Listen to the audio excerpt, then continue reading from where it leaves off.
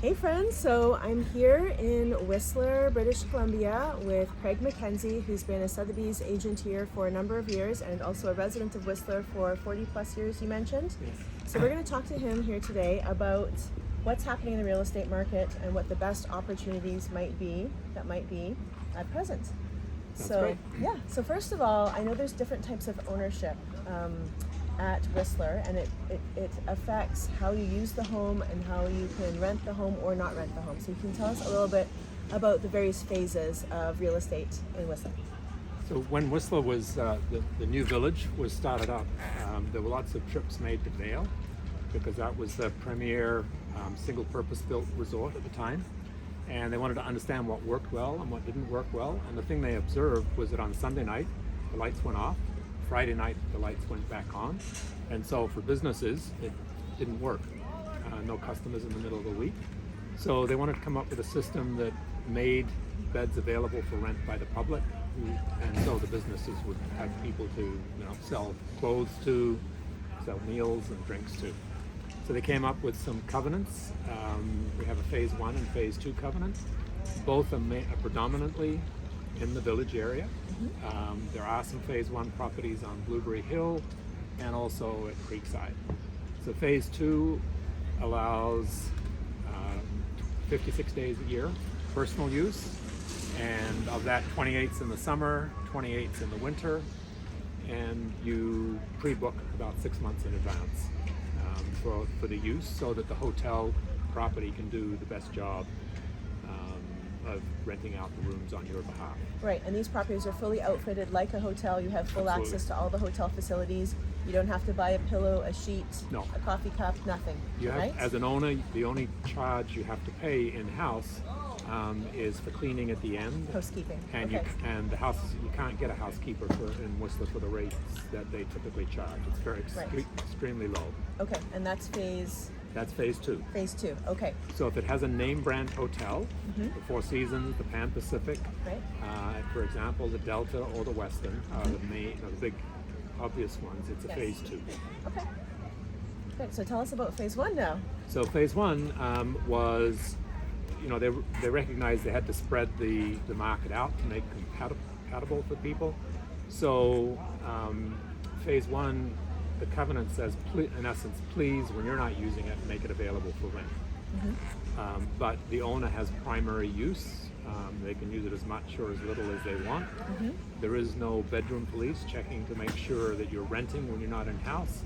And the covenant doesn't take into account rate. So if you don't want to rent it, $5,000 a night, and you're going to be clear. And if somebody wants to pay you $5,000 a night, you're probably more than happy to take it. Right. So phase 1 really has the most flexibility of That's all right. housing types at Whistler. Yes. Okay. And it's completely legal to Airbnb in those units. In the phase 2 properties, typically the management agreement does not allow you to rent independently of the hotel operator. Right. Okay. So I will admit I did a little bit of research on Whistler properties yesterday evening. I looked at every single home that's currently for sale. Yep. And I also looked at everything that's sold since September. Yep. So tell me if I'm wrong, but for a phase, it seems like the entry level price for a phase 1 property where you have the complete opportunity to either live there full time or rent it part time or rent it on Airbnb is around $650 to $700 for a small bachelor 1 bedroom, somewhere in that range. Yeah, typically 1 bedrooms in the village are going around $1 million. $1 million. Okay. Yeah. All right.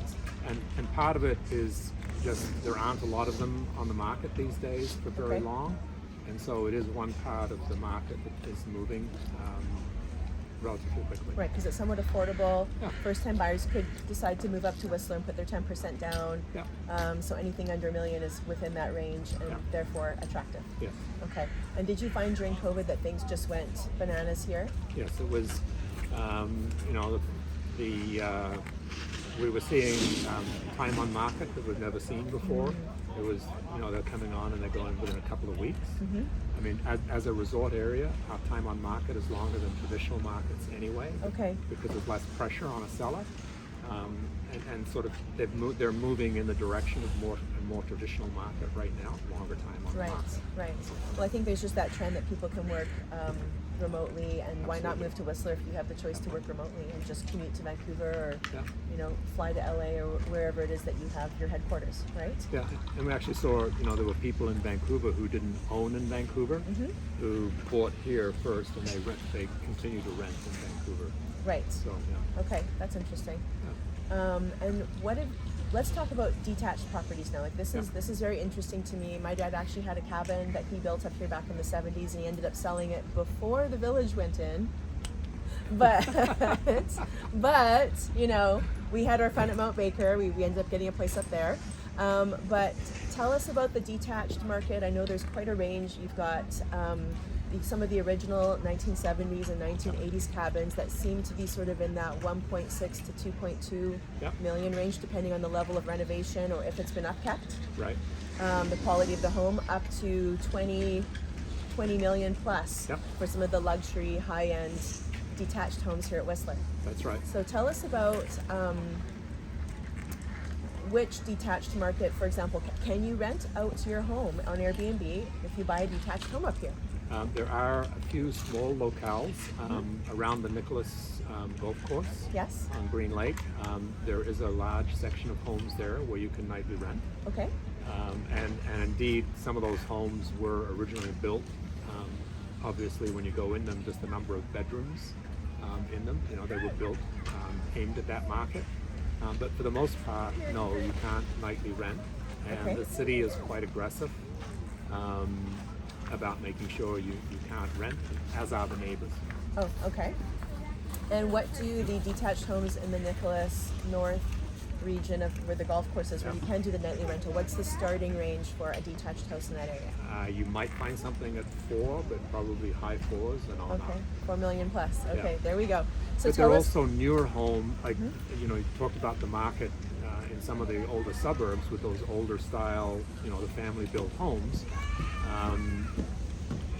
The market in Nicholas North, they're roughly 20 years old. Right. So you're definitely dealing with a newer home than you are in the rest of the suburbs. Right. So the rest of the suburbs where you've got the 70s and 80s homes, the detached, the structure itself is basically fully depreciated. Yes. And you're buying mostly the land, because what I'm Yeah. seeing for some of these 1970s and 80s homes, the realtors are selling them as build your dream home at Whistler. Right. They're selling them as a building lot. Right, and they're usable. That for the most part they're usable for a couple of years. But you They are, wouldn't, yeah. you wouldn't want to. You might do a little bit of something, new appliances or something, but you're just waiting. Time it takes to get through a building permit and all that kind of stuff. Yeah. Right, right. Or it's some of those homes. They're getting to the point where everything needs to be stripped out and redone. You've got old Yeah. pipes, you've got maybe some cedar, some wood that's rotting, and either you replace it all and say respect the heritage of whatever that era was, Yeah. or you just start over and build something that's more than 2,000 square feet. Because some of those cabins are not that large either. Some of the old timer cabins, they're anywhere probably from like 1,000 square feet up to maybe 3,000 square feet. And way back then, one bathroom was enough for the whole That's house. right, yes. So yeah, they're just definitely a lack of amenities. Yeah. Right. Yeah. And small. Okay, interesting. So tell us about so those cabins, that the older cabins that were say built from the 1970 to say up to 1990. Yeah.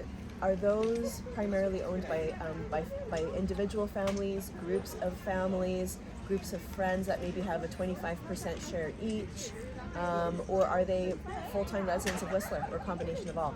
So the market has changed over time, and we're seeing less partnerships among Okay. friends or even within family.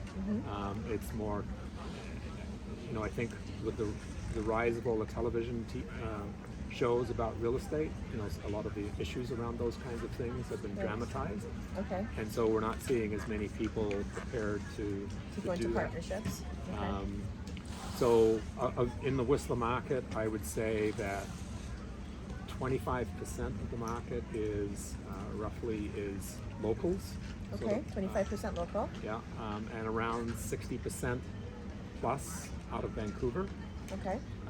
and then the balance from the rest of Canada and the rest of the world. Internationally. Yeah. So tell me, are there?